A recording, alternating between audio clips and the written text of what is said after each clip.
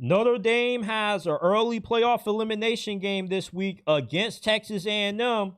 If they lose this game, they will not get into the CFP as a 2-loss team. They just won't have any more quality opponents on their schedule to boost up their resume. You have to win this game against Texas A&M to keep your hopes of making it to the playoffs alive if you're Marcus Freeman and Notre Dame. Texas A&M has one of the best teams in college football in terms of roster composition, 5 4-star blue chip talent. Texas A&M is top 5 in America in that department. They got one of the most experienced offensive lines in college football. They got a solid athletic dual threat quarterback in Marcel Reed. They improved their wide receiver position. And defensively, Mike Elko prioritized improving that secondary, which hurt that team in the second half late during the final stretch of 2024.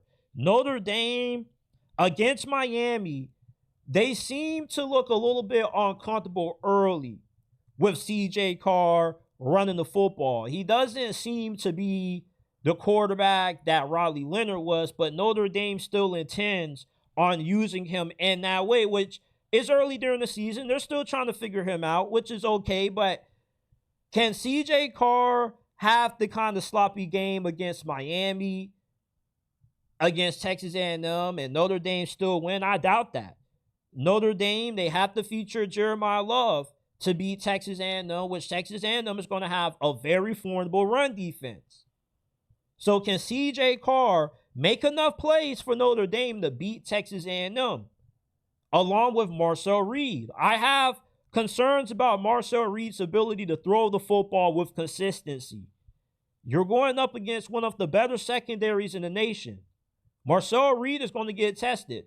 Marcel Reed, CJ Carr, whichever of these two quarterbacks makes the most plays late in this game is going to be the one that walks out with their team being victorious. I expect for this Texas A&M Notre Dame game to be a scrapyard brawl. I'm shocked that the line for this game is Notre Dame by pretty much a touchdown because both of these two teams have the same playing style. They want to run the football, hard-nosed defense. Throwing the ball isn't really their specialty. Now, they hope to be improved in those regards. Notre Dame has a lot of talent at receiver. Texas A&M brought in Kevin Concepcion from the transfer portal, one of the better receivers out of this past portal cycle. So they expect to be able to throw the football if this is a game that comes down to it. But these are run-first teams. These are teams that are more so run-first defensive-oriented, and they're not going to light up the scoreboard. So I can see this being a game where the winner is probably the team that gets the 21st, or maybe this is a game that's won 17-13 or 13-10, because that's how this game kind of was last year until Notre Dame was able to get those big plays late down the stretch. But Texas A&M had bad quarterback play in that game. With better quarterback play with Marcel Reed now, that could be what closes the gap. That could be what gives Texas A&M this win. Or maybe playing College Station is what kind of helped Texas A&M in that game last week. But with Notre Dame being able to prevail, with you giving Notre Dame the home field advantage this year, then maybe that boosters Notre Dame's chances of being able to win. But with two teams that have limited offenses that are run heavy, this is a game that defense and field position are going to be crucial. Who's going to be better in the red zone? Who's going to be able to capitalize off those red zone trips? If Texas A&M is able to have more success scoring touchdowns in the red zone, I like them to win this game over Notre Dame. With Notre Dame, they are a team that they more so want to just win, just running the football and just doing what the defense allows them to do on offense. They're not going to force the issue. They're not going to press it. But if you get Notre Dame down early, or if you're able to capitalize off your red zone trips, and you start putting Notre Dame in situations where they need more from their passing game than what they will like to ask of their passing game, then you have the ability to beat them. And I like Texas A&M to beat Notre Dame this week. I'm shocked that Notre Dame is such a heavy favorite. Notre Dame is a good team, but they're not a touchdown better than what Texas A&M is. Texas A&M, they got the offensive line.